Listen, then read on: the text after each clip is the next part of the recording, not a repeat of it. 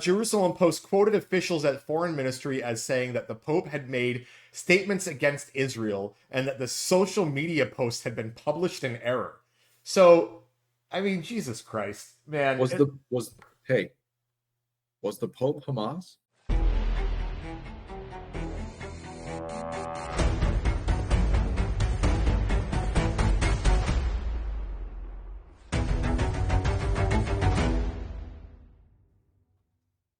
Don't hit it. I just hit the button. We're live. We're doing this live. Oh, no. Hello, everyone, and welcome to another episode of the Blue Sedition podcast. I am Nate Brady alongside my co-host.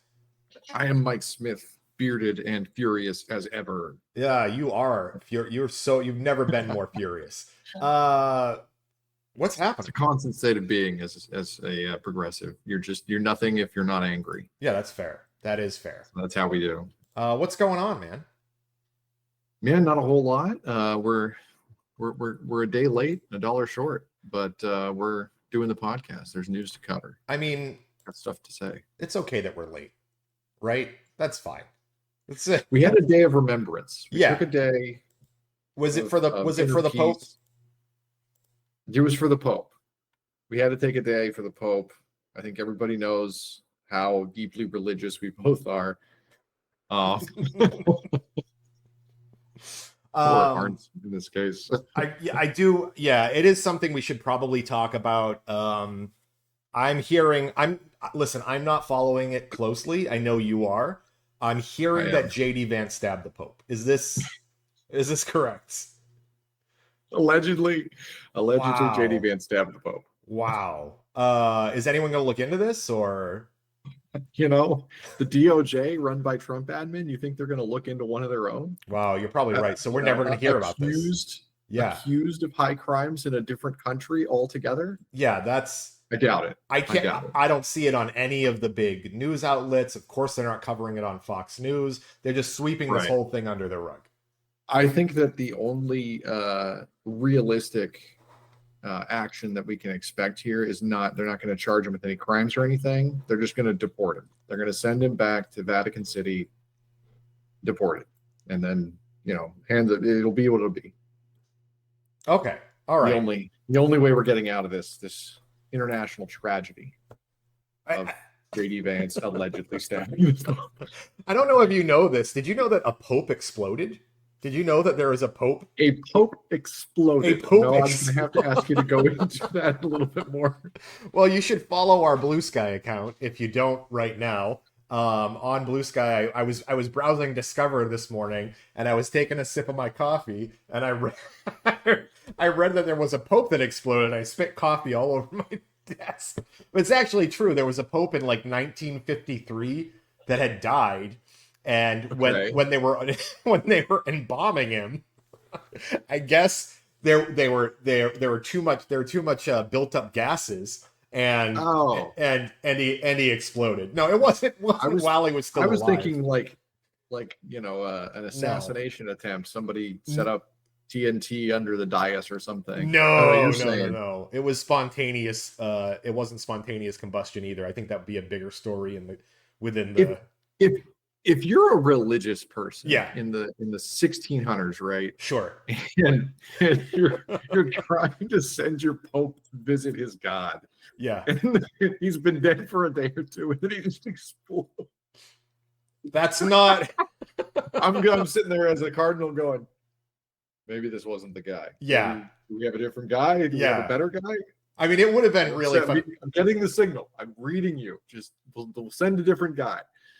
You had a funny joke the other day that would have been hilarious. I don't think you skeeted it out. Where it's like it was, if Pope dies on Easter, he has the opportunity to do the funniest thing ever.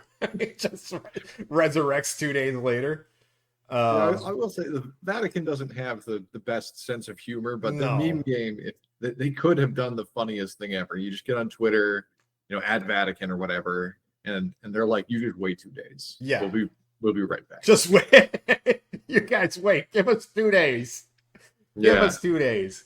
If any pope was going to be resurrected, I mean, Pope Francis certainly I don't know a lot about him. I've heard a little bit through interviews and whatever, but I mean, Right. he picked the name Francis, which no other pope has picked before, Right. because it represented the poor. I guess there was a Saint Francis or something like that. Again, I'm not a. Sure. You can tell I'm not a religious We're person. not Catholic, as you can tell. Yeah. But also, some of his stances. In fact, there was news today out of Israel that they are cracking down on social media posts that were, mourning the Pope because this Pope made Israel look bad because I guess he cared about brown kids dying. No, this is a true story. Did you not hear about this? I'm just saying, I'm making the face because I'm thinking of wording here. I'm like, did he make Israel look bad, or did he just say some things and Israel looks bad if you say it the right way? Yeah. Because we've had some of that. Israel's been looking pretty bad. Here, look at this. Here's a article from Reuters today where Israel shares then deletes condolences over Pope's death. What the fuck? Yeah. Sorry about him dying. All right. I'm sorry about that. Yeah. And so they're also, I guess, look at, and the Jerusalem Post quoted officials at Foreign Ministry as saying that the Pope had made statements against Israel and that the social media post had been published in error. So, I mean, Jesus Christ, man. Was the Pope Hamas? That may have been why JD Vance we're just allegedly asking questions here. Yeah, that may be why they sent gravy seals over there to stab the Pope, allegedly. Anyway, goodness gracious. Pope Francis, who did die at 88, which I guess that's a Nazi symbol, right? 88. Maybe they were pissed off about that. That's some Nazi symbol. Listen, I don't know. Apparently, according to Israel, Pope bad. Pope bad. Sure. Pope bad. So there are not a lot of Catholics in Israel, are there? I don't know. I couldn't tell you. I would guess not. I couldn't tell you. I don't know. You don't know?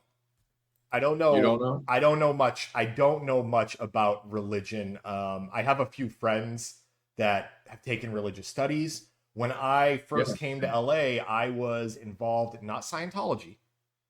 I was involved for a little while with the Church of Religious Science, which was a church that I know, it was a couple of years. I went through a phase. It's called the Church of Religious Science, and they're basically a church that just teaches, takes bits from all religions. So like one day they could have like a sermon that's based off of some Muslim principle or some Catholic principle or Jewish principle or whatever. So it was a really good way for my wife and I to like learn about different religions. But then they were shaking that basket too much. You know that cringe feeling you get when they were like when the guy who's leading today's sermon or whatever drives in with like a stretch limo and his wife comes in behind him in their expedition or whatever. Suburban with 40 kids. Yeah. And you're like, and then they're like, hey, we need this money. We're running out of money. And you're like, oh, okay, this feels like every other religion to me. So I kind of stopped that. Yeah, I will say that. So I went to a Jesuit college. I took a lot of comparative religious studies in college. My wife went to a different college, and we ended up going to a Unitarian church a couple of times because it's sort of like what you're describing, where they sort of take the good from every of the religions that they like, and they would do the sermons that way, and they would try and make it less spiritual and more about community and like what can we do here to improve everyone's lives, which is that's what we sort of espouse as progressive. For like, we're trying to make it better for everyone, right? So that resonated with us. But it was the same thing. It was like toward the end there, the basket gets passed around, and I'm like, it's one thing if it's like one time they pass. Yes, you got to keep the doors open, but this one was a little too much for me. And then if you start talking about tithing and that like Jesus really loves it if you give 10% of your income, like, what are you talking about? What are you talking about? So No, anyway, it's something. We're not here to talk about religion, though. no, clearly we It's don't not know why much we're here. about it. What we are here to talk about, we can shoot over to our main story. We have a ton of things that we want to cover as always, and we'll probably get little bits and pieces in. But I'm really excited about the new movie coming out. I think it's called Whiskey Leaks 2 Electric Boogaloo. Is that Let's go. is that what it's called? Uh, That's what it's called. so this DUI hire has done it again. He done did it again. What happened, Mike? Can you explain what's going on with this guy? He sat hearings where they basically were like, you're unsuited the first time around. They're Yeah. like, you clearly don't understand how classified information works, and you're totally a joke, and you shouldn't be in charge of anything to do with national security. And then he turned to the camera and he was the goofy meme, and he's like, I'm gonna fucking do it again. And then just keeps talking to people on Signal. I think it's like he's at Easter Sunday having lunch around the big table, and he gets a text and they're like, we're bombing people, and he goes, look at this, look at And he's them just showing his fucking-" kids. They're looking showing over his people, shoulder. yeah. Man, the guy literally cannot stop doing it. So in January, he created a Signal group chat called like Right. Defense Team Huddle, and it included his wife and his brother, who is for some reason a Pentagon liaison, and his personal attorney, and then about a dozen other personal and professional contacts. Right. With, None of whom, as I understand it, had security clearance for any of this information. right. So then in March, the 15th, he received classified details about that upcoming U.S. airstrikes on Houthi targets in Yemen, and then he was like, "Yeah, I'm gonna include this in the Signal chat because that seems like the right way to do this, right?" So he shares flight schedules, launch times, FA-18 Hornet strikes, Target names. verbatim as they appeared in the classified material, verbatim into the Signal group chat with, as a reminder, his wife, his brother, Now, I don't expect anybody who works in like a high military position to not go home and tell their wife, like, we're fucking, we're bombing Yemen. I'm gonna push you back on this. No. I'm gonna push you back. No, I agree with you. They shouldn't, but I'm not gonna be like, oh, I can't believe that he did that. Okay. So okay, but But and I have firsthand experience of this. My mother has worked in the defense industry for years and years and years, and basically you were on all her group chats. no, but Okay. but I remember my dad would ask questions from time to time, and she would look him dead in the face with like the most stoic. And this is just how my mother is, but she would just, I can't tell you that. Like, just that was the tone. Like, I cannot tell you that. Yeah. And I was like, oh shit, she's gonna beat the hell out of dad. Well, So I know there are people who have the respect, the stoicism required for understanding what a Sure. confidentiality means. That aside, I wouldn't be blown away if like you found out somebody was telling their wife like at home. Fine, unless that wife Sure. turned out to be like a Russian spy, like Melania or whatever allegedly, and then blah blah blah. Fine, but to put that Sure. in a group chat, in a Signal chat, with, Yeah. I mean, and then other random personal contacts who don't have security clearance. Right. So I was thinking about this. This is a funny thing, and I'm going to bring my mother in again because she's in her 70s now, and she's not the most technologically savvy. All but right. everybody in the family obviously has a cell phone, right? So my mom will have like this contact, like this group chat that she's got going on with, 80% of us in the family. Then she'll have this second group chat with a different 80% and a third group chat with a different. So it's like whichever one comes to the top, that's the one she's sending it to. And so like sometimes I'll get messages that have nothing to do with me. My brother will get messages that have That's what he's doing. This guy's just drunk and he's just like back to the group chat probably, and he's typing in, we got him, we bombed the whoever's. And his wife's like, you're not supposed to send this here. Yeah. Okay, so what's so where are we now with this? Hegseth, of course, keeps denying that he shared any classified information, including in the first leak, where that was then clearly, you remember Tulsi Gabbard sitting in front of the committee going, I don't think we shared any sensitive information. Right. And like, you realize that tomorrow we're going to have the transcripts of this. And so, if you're lying, we're going to find out about it tomorrow. It's just a That's the lie right to their interesting face. that's the interesting thing about round two here is that these were all people. He didn't accidentally invite the editor of the Atlantic, excuse me, Atlantic, yeah. this time around. Gold So right.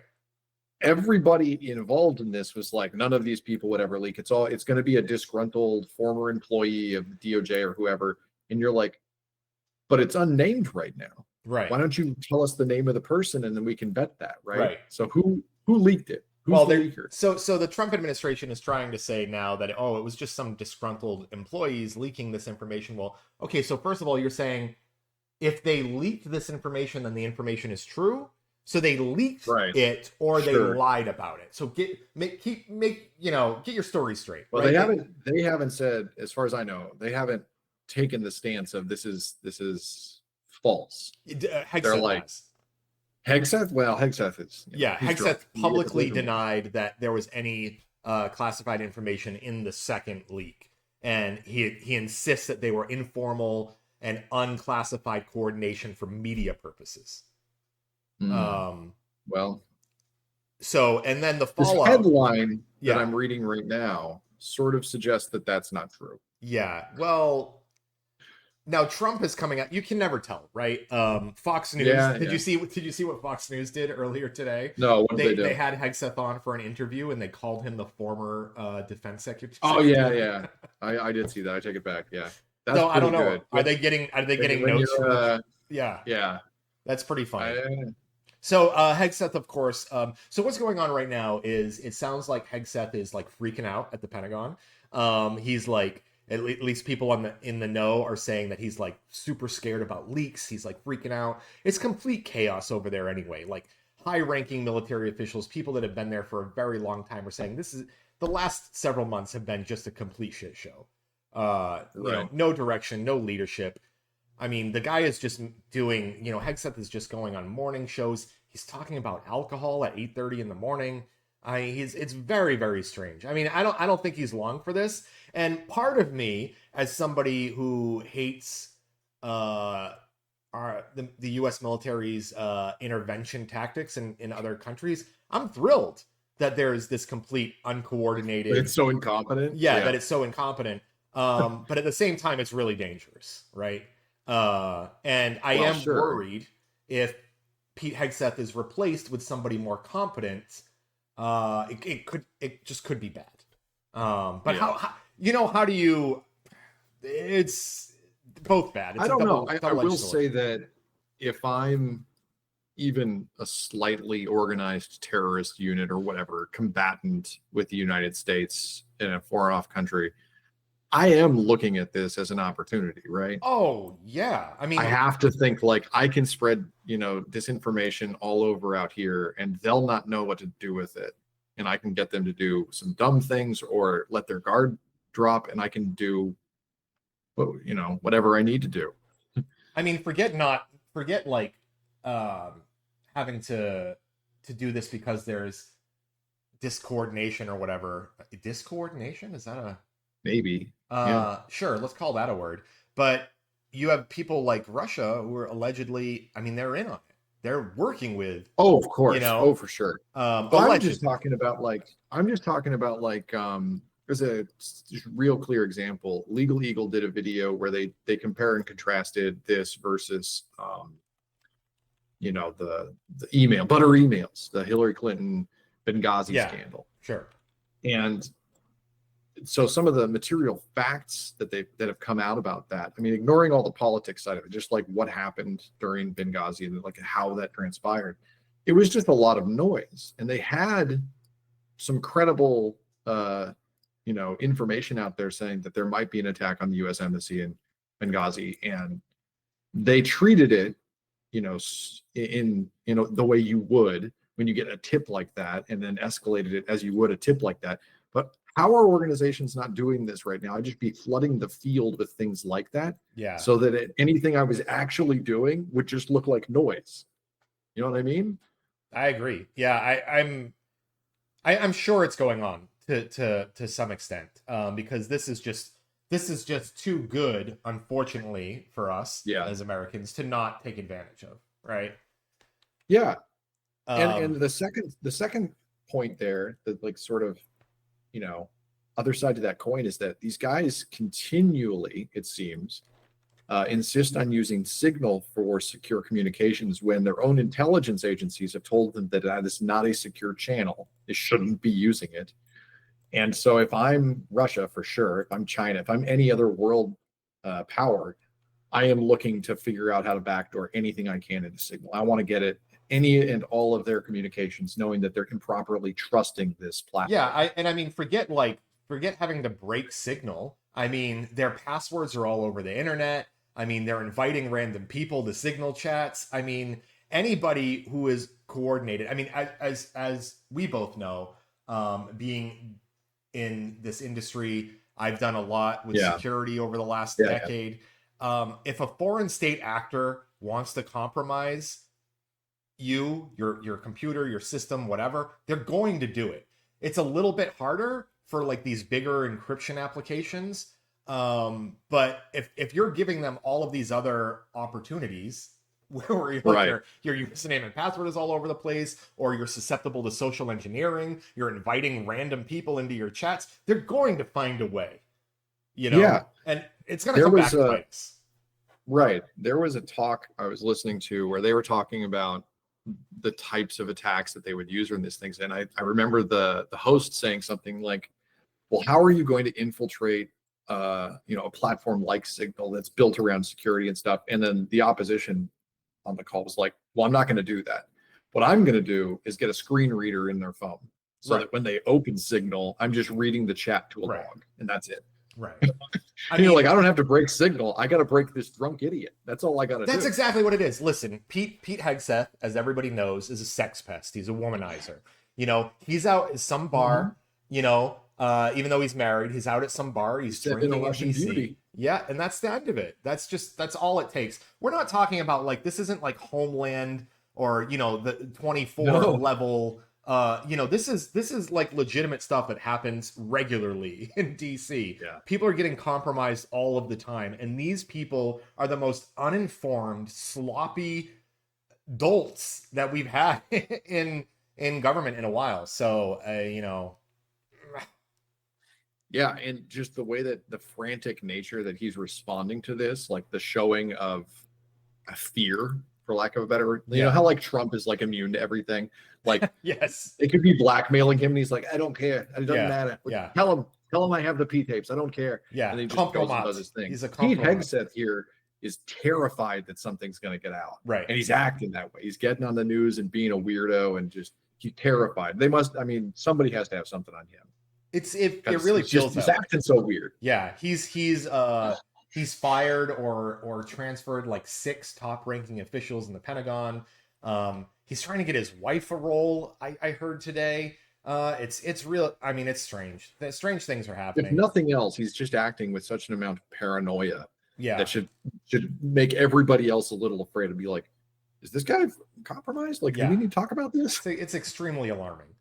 Yeah. Um, okay, I don't have anything else to say on this. I mean, it's a really bad DUI hire. I maybe the Trump administration will correct it. I don't know if it will be better. Nothing this administration does is any good. So, Right. whatever. We have lots of other small things. I want to talk about something funny real quick. This Give me something funny because I need some funny after this. Homeland Security Secretary Kristi Noem's bag, including $3,000 in cash, is stolen from a DC restaurant.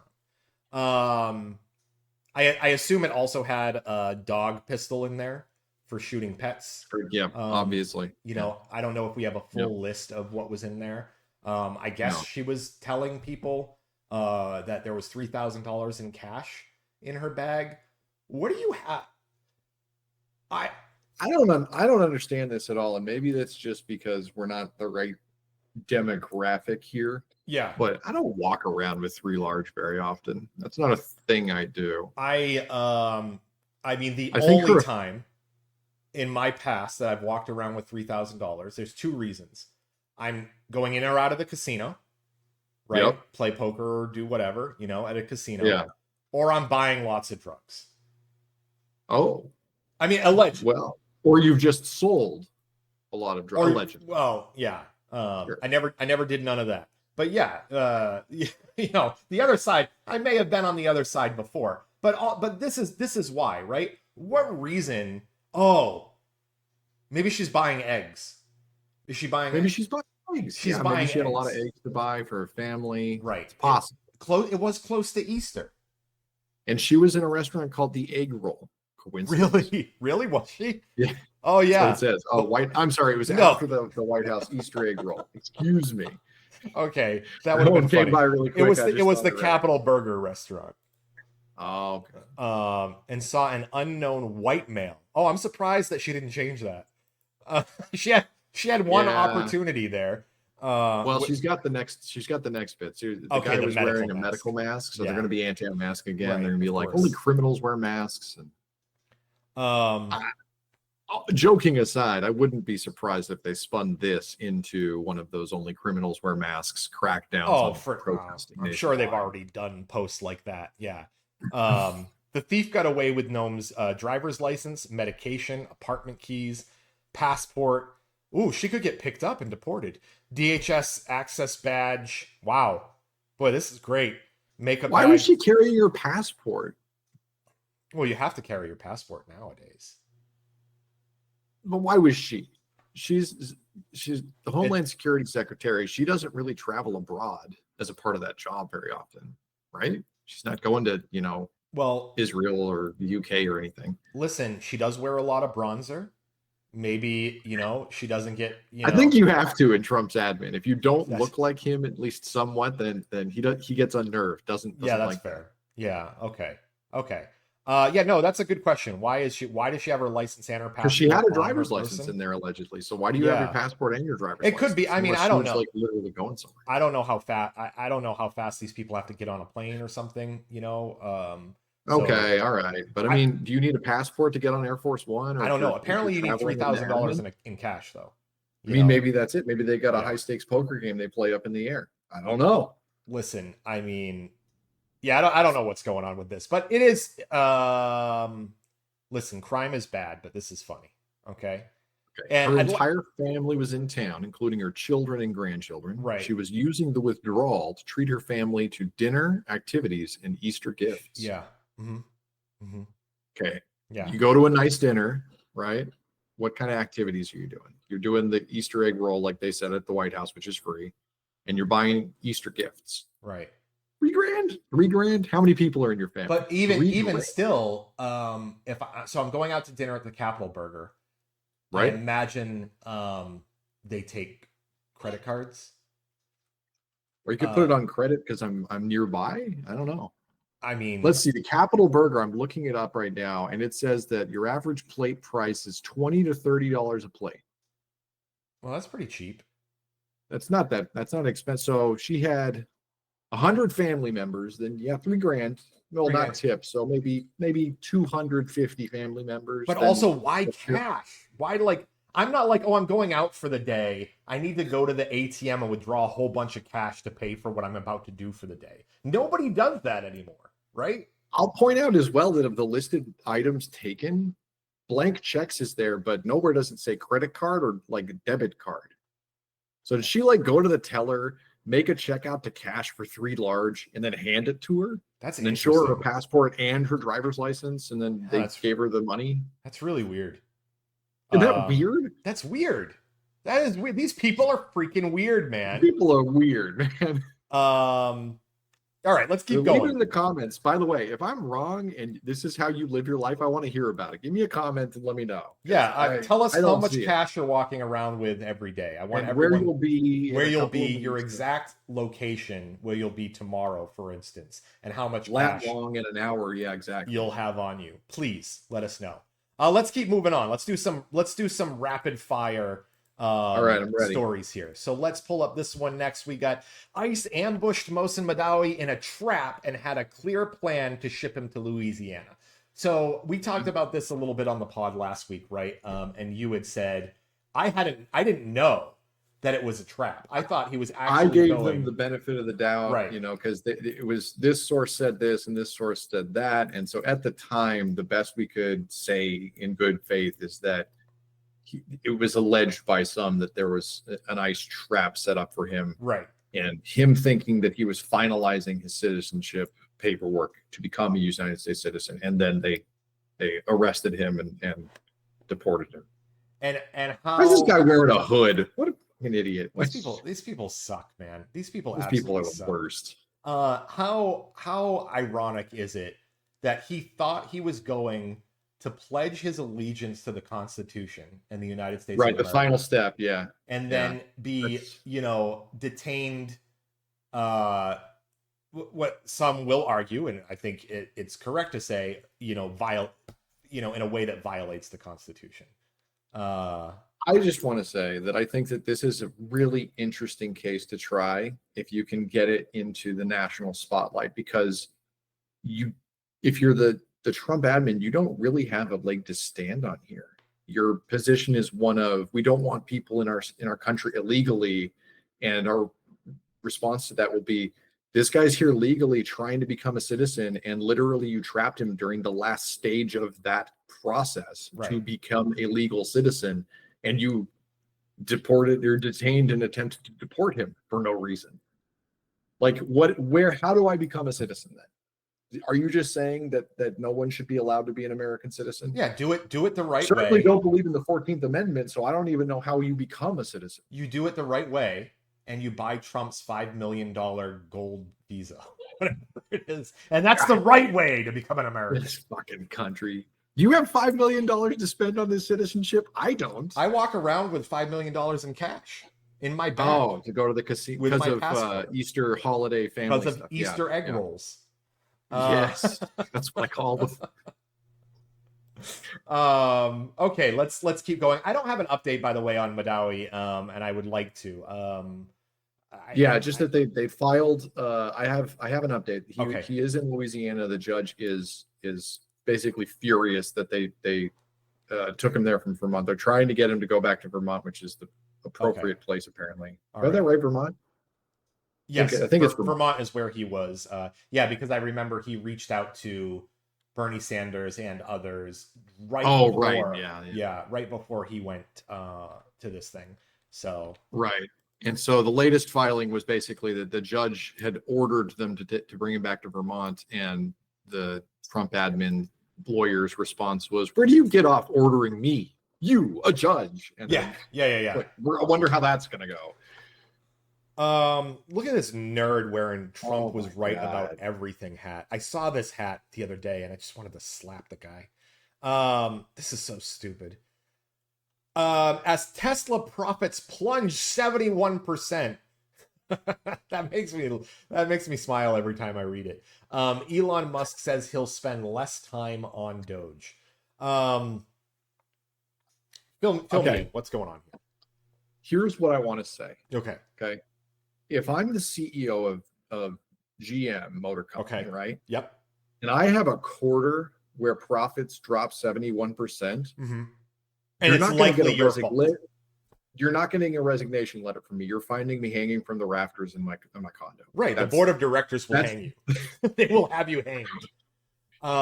You're not getting away from that one. Right. But because he thinks himself some sort of king, he's just going to go back to work. And well, I'll push back a little bit on this. If you ran a normal company and your profits were plunged 71% due to your leadership, the stock price would also asymptotically reach zero, right? So the reason why he's not hanging from any rafters right now is because for some reason the stock price does not reflect the reality of the situation at Tesla. And the fact that as long as Elon Musk is in charge, this company, I don't think will be able to turn it around. I completely agree.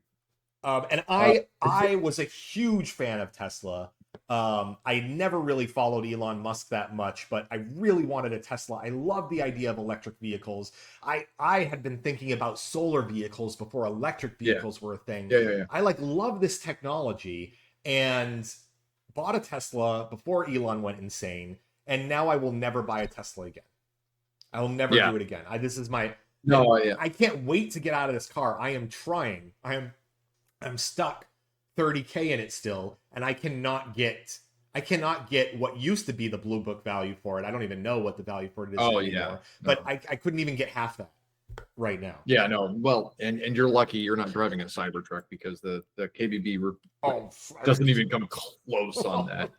can you even drive a Cybertruck? Is that even possible? Is Can is that one I? of their features? No, is it one of the features of the Cybertruck? I think it's like a nickel. I think you put it on a hill and it kind of little red wagons its way down. Gravity. Yeah. Yeah. Gravity powered vehicles. So I just looked it up because I was curious. We've talked about this a few times, and I have a few sources. I was just asking what sort of ownership on the stock, Tesla stock, is there, and it says that it's roughly 40%, maybe a little higher, is retail investors.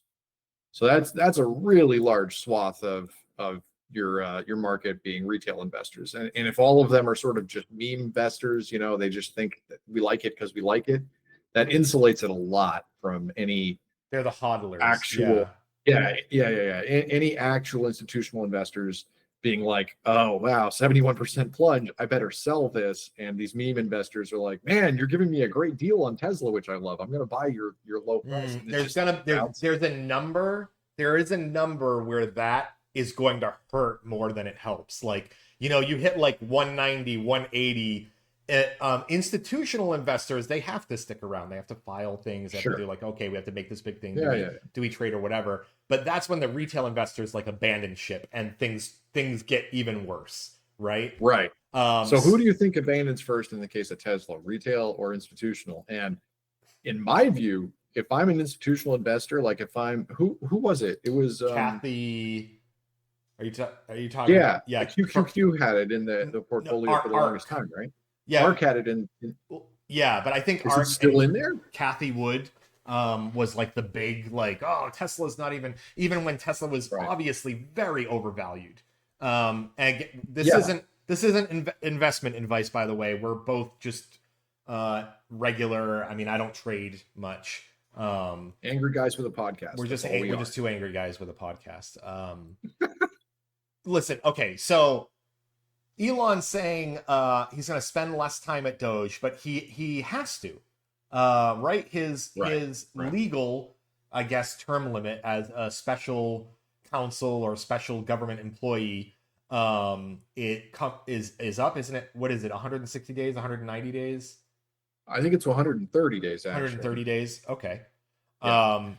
And you can only be that for 130 days in a 365-day rolling period. So he's basically forced out, and he's claiming on his way out, if he goes through with leaving, that I think we talked about last week, mission accomplished. We're going to unfurl the banner. Yeah, we're going to have the mission accomplished banner soon. So he's and claiming, people are already starting to like do the tally work. They're being like, okay, well, this is where Doge has sunk its claws in.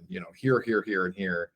If they cut, 80% like they claimed at the outset for all of these branches of government, this is how much money they could have theoretically saved the taxpayer versus how much they could have actually saved the taxpayer. And it's a very large value of zero. It's like, ooh, you actually cut $4 billion of the federal government, and it's $200 trillion annual revenue. So like, he's saying mission accomplished. Guys, that's not money. That's make believe. That's a rounding error. He got in front of a group the other day, a couple of days ago, where he said, hey, by May 1st, we'll have saved, it's $68 billion or something like that, which is, if he's saying that number, I'm sure that's a lie. It's not probably that high. half that. It's gotta be wrong. And he's saying like, this is a big deal, like mission accomplished, when what he said was he was going to be, first of all, the most transparent agency ever, which was false. And then they were going to save $2 trillion by the time that he was done. And they have cut and find all the waste and fraud. Nobody has been arrested for fraud. Nowhere near $2 trillion. The least transparent agency we've seen in some time. I mean, the CIA might as well be more transparent than Doge. I mean, hey, but they did find those 8 people or whatever in the Social Security those 8 people lists that were like 300 years old. Yeah. That's that we were definitely paying. That probably saved them like $17,000 a year. It probably saved like 40 cents in AWS for deleting those records from RDS. Other than that, it probably didn't save anything because, as we pointed out at the time, those probably aren't the right ways to view that data. No, so those people might actually still be deserving of Social Security payouts, but what do we know? So anyway, Elon's an idiot. Let's move on. What else do we got? So as investors, I mean, if I see profits drop 71% in a single quarter, I don't understand how your stock price is this high. I feel like again, we're not giving out investment information here, but something that I would definitely consider is taking some short positions against Tesla, because this is unsustainable. If this is how they're going to be doing moving forward, I don't care how much you love the stock. This is not a sustainable business model. It's not. Okay, I can't do the big screen thing because it messes up our layout here. I'm gonna fix that. You're guys. Muted, though. Sorry for the small unmute first. Well, unmute first. Wait, no, I think if you play it unmutes, or no? Do we do this? I don't. Okay, who knows? I do this.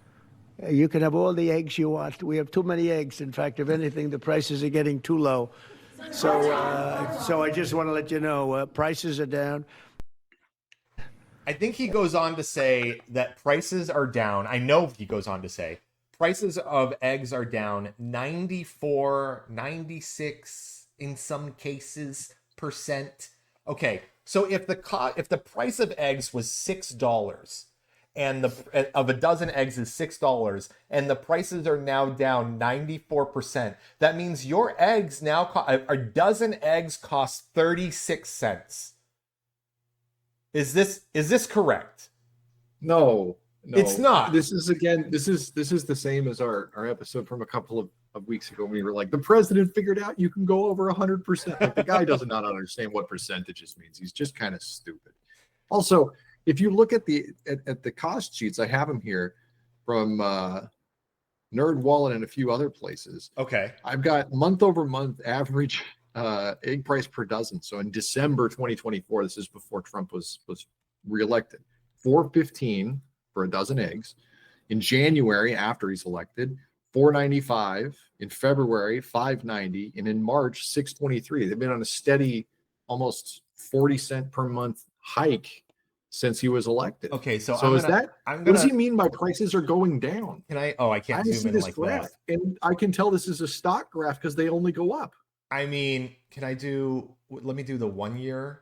Okay. This is the other way. Okay. So I'm confused. So, okay. This is sourced out of the U.S. Bureau of Labor Statistics. So in January, $4.95. Prices are going down. Now, I don't know how to read charts or line graphs, but if I hover over it, at least it will tell me a number. 587. 622. I mean, what is happening? Prices are going down. Dude, who is like? So Caroline Levitt will stand outside and they'll say, they'll be like, what did the president mean when he said prices were going down? And she'll say, listen, the president is doing a great job in this economy right now, which we've picked up from terrible Joe Biden and blah, blah, blah. But he's lying. Like, does anyone believe this? No. Here's the thing, too. And we saw this in his first term as well, because I want you to switch over to some other graphs in a second. Okay. But right now, send me some graphs. The important thing to remember is that during campaign season, his lies are effective because they're disprovable. They're based on vibe. They're based on feelings, right? It's about sentiment more than anything. Right. So if I'm, a regular U.S. voter and I struggle to pay for groceries and stuff, and we had that period in September with the high inflation, remember? Mm-hmm. And everybody's complaining about egg prices. That's all that dominated the news cycle for 2 weeks. Right. And they're blaming it on Biden, right? I'm Trump, and I'm like, Biden's economic policy, blah, blah, blah, egg prices, blah, blah, blah, trans people. And then and I'm going to fix it. That, like, the lie is I'm going to fix it, right? But now that he's in office, he has to make good on that, and he can't, because he knows he can't. There's nothing really he can do out of this except for like subsidize egg farmers if he could, but still have a supply and demand problem because the avian flu. Anyway, he can't argue these numbers. People are like, oh yeah, egg prices are cheaper now, but no, nobody's saying that, because you still have to go to the grocery store and buy them. And Right. You're like, God damn, eggs are expensive. What is happening here? Yeah. And you're starting to see that in his favorability numbers. He's starting to have the realistic response from the American voter base, who are saying, I thought egg prices were going down. When does that happen? And they're like, oh, President Trump's the best, and this is still Biden's fault. And they're like, I don't give a shit. $7 for eggs? What are you talking about? All right, you've got me going over to look at his job approval numbers. So let's take a look.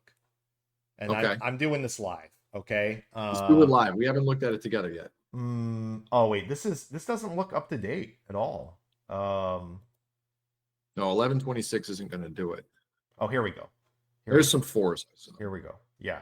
Okay. So yeah. Yeesh.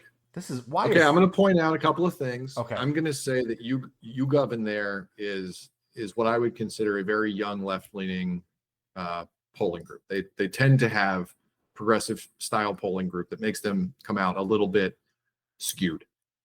Rasmussen is the exact same thing, but on the opposite end. They're the right-wing skew, and for them to only get a +2, yeah, in the last week, I mean, that's not good. Daily Mail, the Daily Mail has only a 54% approval rating for Trump. The Daily Mail.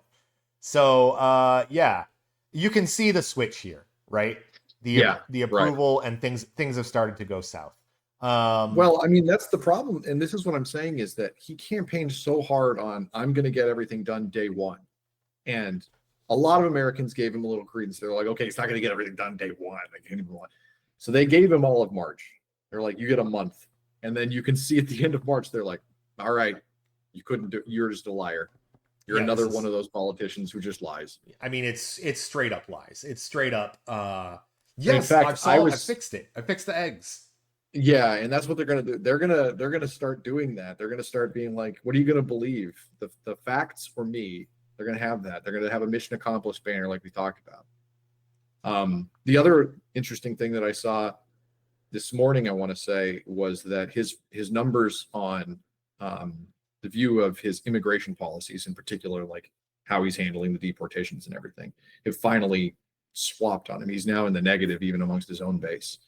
And it's because he has all these horrible stories of, like, we didn't even give this guy due process. We just kicked him out and sent him to a gulag in wherever in South America.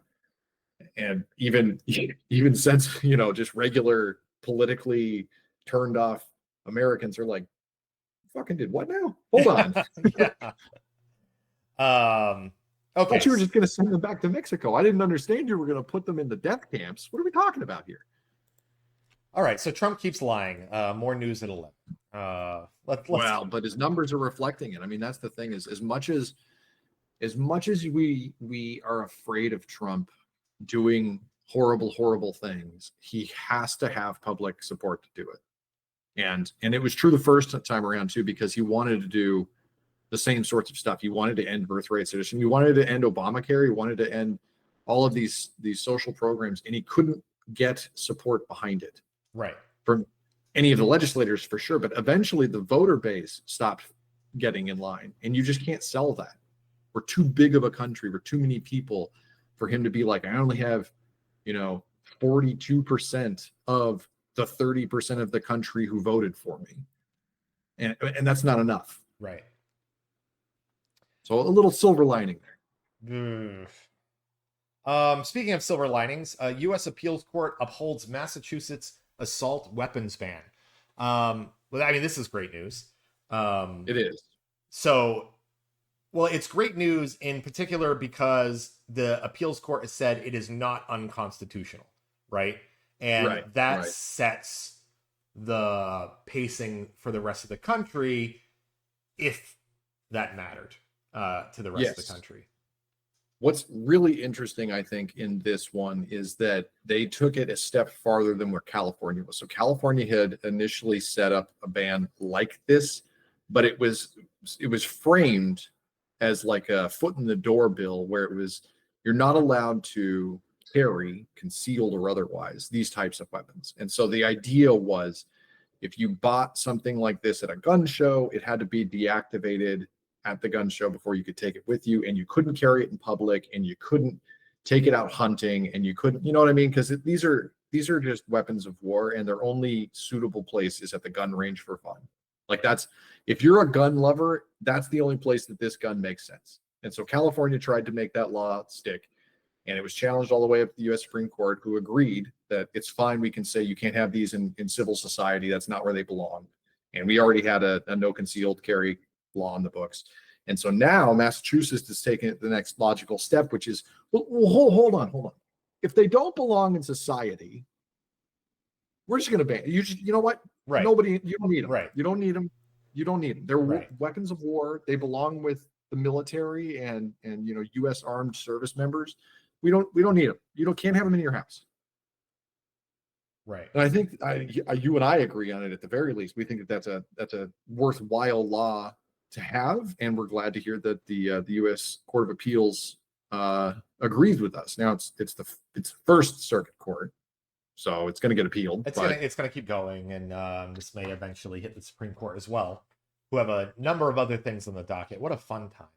What a fun time, right? Yeah. I think that this is a good one to put in front of the Supreme Court, because there's such a bevy of case law that they're building off of, that Supreme Court has already agreed with. And so even if you're like, we're taking away rights of people, ostensibly, you can say like, but we've all agreed that up to this point, they don't belong in society, and we're not really hurting anybody because you couldn't take them out or use them or whatever else. So I think there's an honest to God argument to be made there. I would love, although I wouldn't hold out hope, if SCOTUS actually, upholds this, or just flat out rejects to hear the argument. They could just say, appeals has it, I don't need to listen to this, which they've done in the past.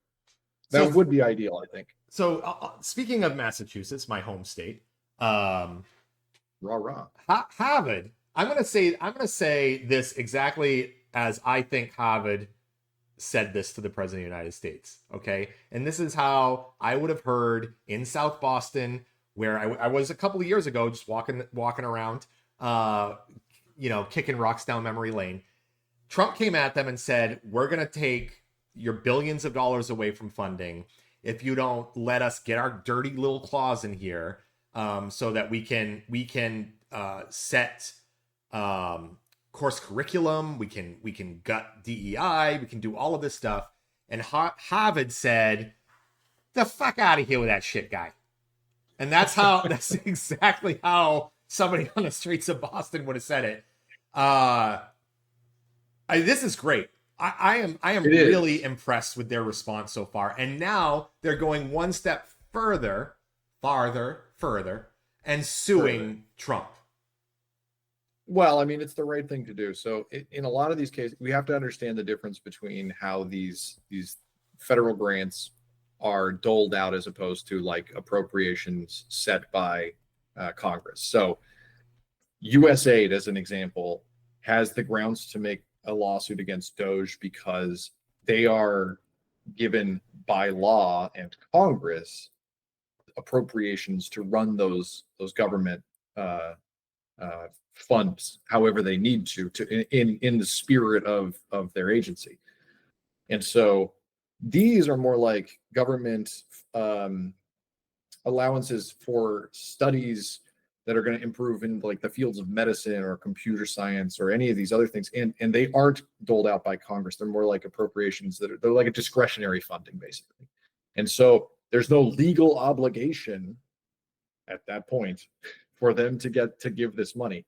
However, all of these universities and everybody who's ever gotten a federal grant has always gone into contracts with the federal government to ensure that they're going to get paid their money. They're like, I'm not doing this work unless you're contractually going to pay me, even if you lose the next election, and the next guy hates me. And so they've got a contract signed with somebody for all of these various pieces of funding that they've been contractually obligated to be given by the federal government. And so instead of suing them for breaking the law that way, they're reneging on their contract. We're going to get paid anyway. Well, yeah, it's almost an easier case to make. Well, there's a few legal arguments, I think, in this case, and one of them is that first of all, the government is using the funding to as leverage to exert control, which you can't do that, and so they're claiming that I don't know who the complaint is against. I remember there was a couple of it's right here. The Department of everybody. Yeah, it's all of the toadies you expect. Yeah, the Department of Education. It's got RFK Jr. It's got Pam Bondi. It's Health got and Human Linda Services. McMahon. Yeah. If you go down a little bit, it's got I saw Hegseth. Yeah, Pete Hegseth down there at the bottom. I mean, it's got everybody. I'm surprised that this fits on one page. I love it. I absolutely love it. So we'll see where that goes. I'm feeling pretty good about it. I mean, man, if I was getting sued by Harvard, I would be a little bit worried because that's where some of the top lawyers from the country come from. If you watch Suits, none of us are lawyers, but an interesting thing. I wonder if I can say this. We had a client for a while who was a lawyer who liked to get into lawsuits, like bigger case lawsuits. And the way that this would work is that you would enjoin, I mean, you've gotten these emails before where you enjoin a class action as a part of the wounded party, right? The party that was wronged. So Harvard has opened the door here, and I wouldn't be surprised to hear other universities sign on to this as a class action, because they're saying, we universities who, produce a public good in study of medicine and blah, blah, blah, with the help of funding from the federal government, are being harmed by this type of action. Right. And so I feel like you can just pile on here and make it even more obvious to the courts. Yeah. Nearly 200 higher education leaders released a joint statement speaking out against it. So very likely something like that can happen. Now, unfortunately, this type of litigation can take years to play out in federal court, and it's one of the other things that will likely hit the Supreme Court if the Trump administration doesn't, which they often do, back down when they're being stood up against.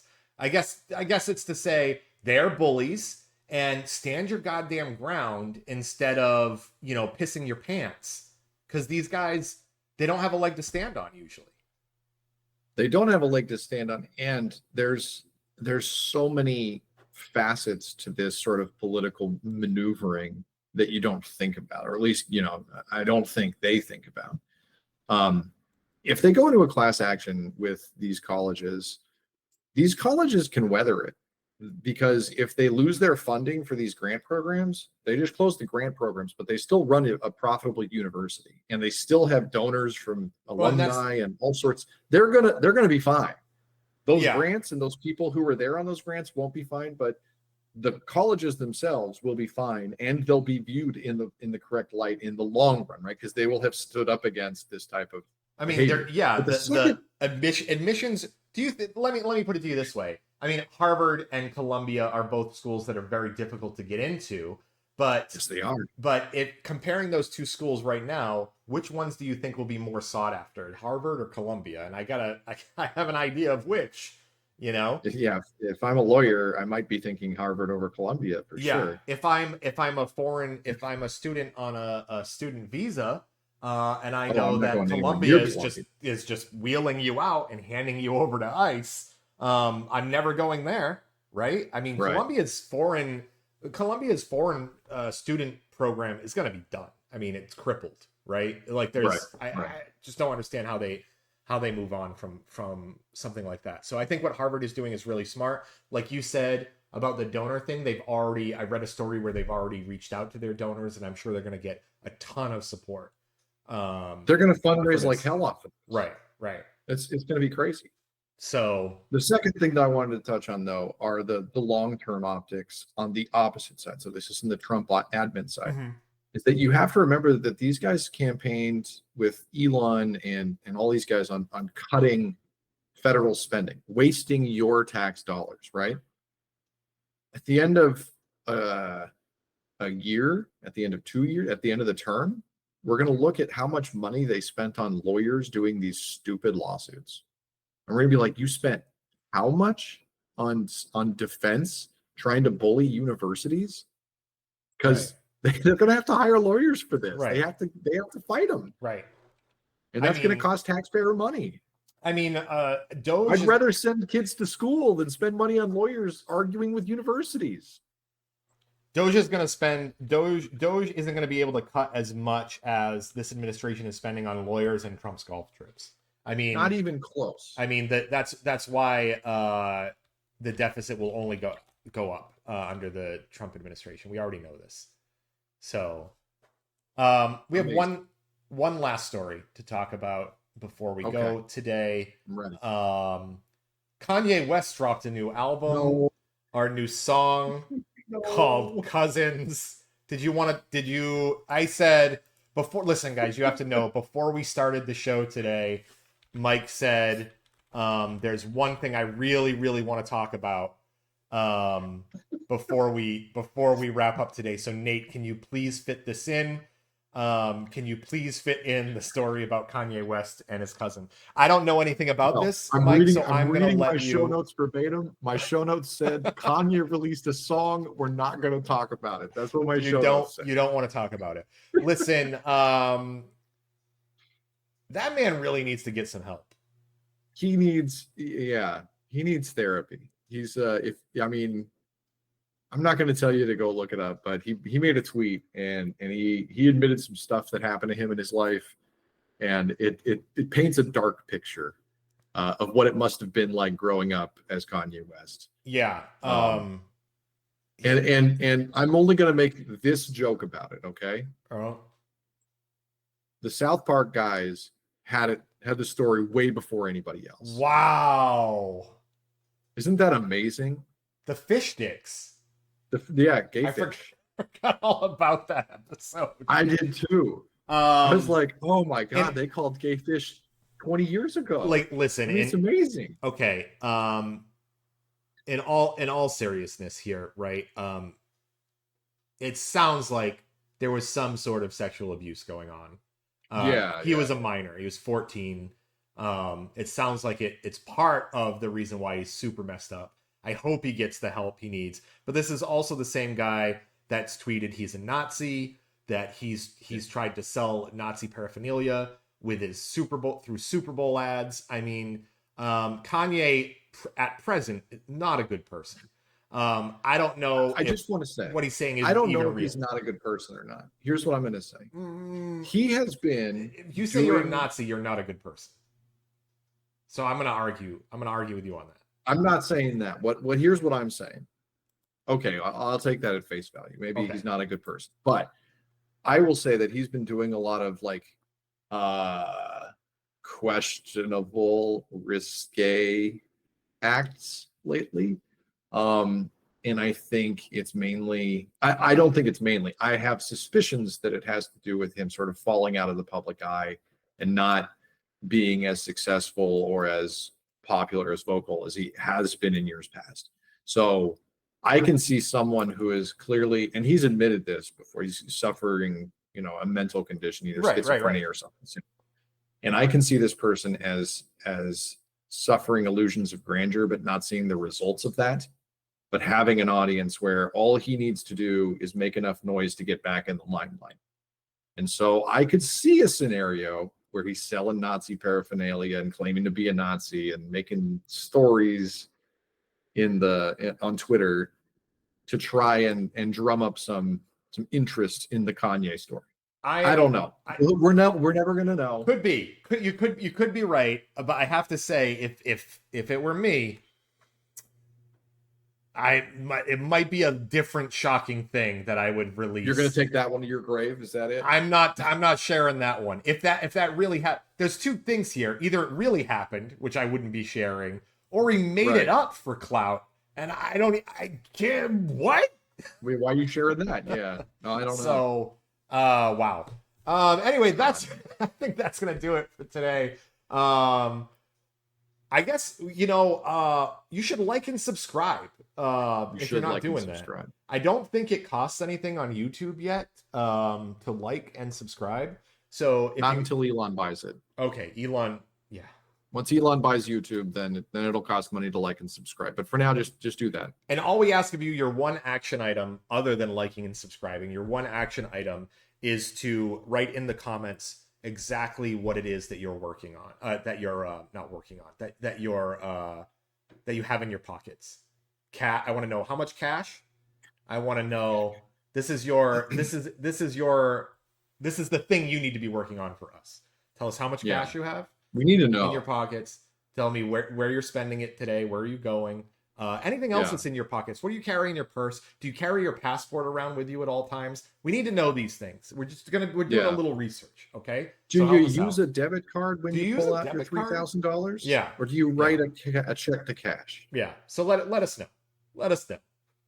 All right. Until next time, everyone. Thanks for tuning into episode 40 of the Blue Sedition podcast, and we will catch you next time.